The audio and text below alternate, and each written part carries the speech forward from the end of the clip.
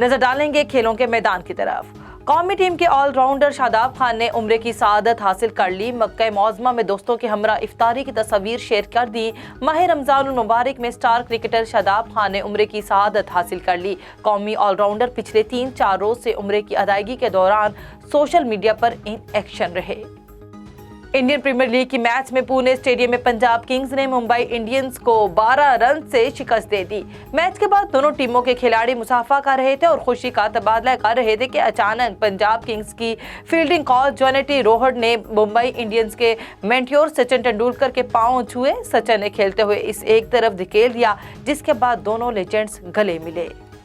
England की खवातीन cricket team की माया नाज बॉलर अरियाना शरबोसो ने बैनुल-अक़वामी क्रिकेट को खैर आबाद कह दिया। 30 साला अरियाना शरबोसो ने अपने 14 साला कैरियर में 173 बैनुल-अक़वामी मैचेस में इंग्लैंड की नुमाइंदगी की। इस दौरान उन्होंने 227 विकेटें हासिल की और एशियंस जीतने वाली 2 और वर्ल्ड कप जीतने वाली 2 मुहिमों में इंग्लैंड की खवातीन टीम का भी हिस्सा रहीं।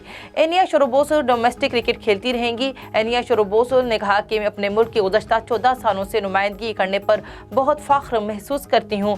उन्होंने कहा कि अब वक्त आ गया है कि मैं अपने जूनियर्स को मौका फराहम करूँ